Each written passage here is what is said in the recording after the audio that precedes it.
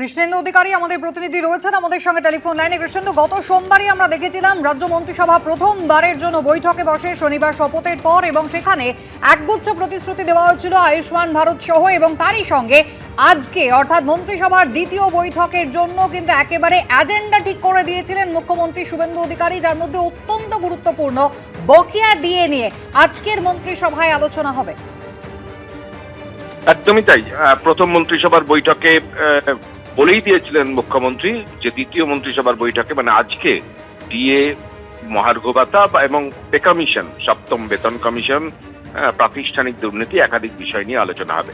কৌতূহল তুঙ্গে ডিএ নিয়ে, কারণ ডিএ দীর্ঘদিনের যে বকেয়া মহার্ঘ ভাতা নিয়ে রাজ্য সরকারি কর্মচারী, পেনশনভোগী, শিক্ষক, শিক্ষিকা, শিক্ষাকর্মী তাদের মধ্যে কৌতূহল দীর্ঘদিনের, এবং সুপ্রিম কোর্টের নির্দেশের পরেও বিগত সরকার অর্থাৎ মমতা বন্দ্যোপাধ্যায়ের সরকার সেই ডিএ মেটাবার কথা বলেও মেটায়নি, এমনটা অভিযোগ দীর্ঘদিন ধরে শোনা গেছে, এবং এটা নির্বাচনের একটা ইস্যু ছিল।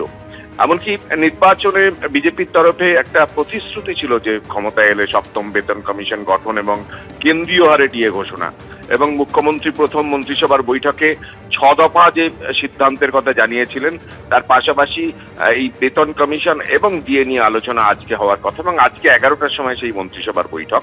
স্বাভাবিকভাবে একটা কৌতূহল তৈরি হয়েছে, দীর্ঘদিনের দাবি সরকারি কর্মচারীদের যে ডিএ কেন্দ্রীয় হারে দিতে হবে, সুপ্রিম কোর্টের নির্দেশ। বিগত সরকার ইলেকশন ঘোষণার কয়েক ঘন্টা আগে ঘোষণা করার পরেও তা কার্যকর করেনি, এমন অভিযোগ। এই প্রেক্ষাপটে নতুন সরকার, বিজেপি সরকার বা শুভেন্দু অধিকারী সরকার কি সিদ্ধান্ত নেয়, কত শতাংশ দিয়ে দেয়, সপ্তম বেতন কমিশন কার্যকর করার ক্ষেত্রে কি পদক্ষেপ করে, সে নিয়ে একটা তীব্র কৌতূহল তৈরি হয়েছে।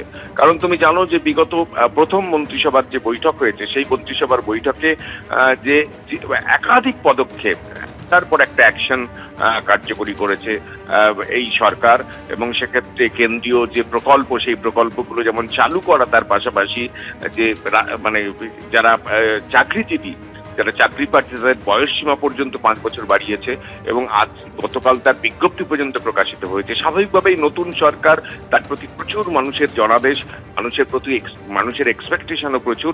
স্বাভাবিকভাবে তারপরে তার সেই সরকারের আজকের মন্ত্রিসভার বৈঠককে ঘিরে একটা তীব্র প্রত্যাশা তৈরি হয়েছে যে দীর্ঘদিনের যে দাবি বকেয়া রয়ে গেছে, বিগত সরকার দেয়নি, এই সরকার সেটা কতটা দেয় এবং কিভাবে দেয়।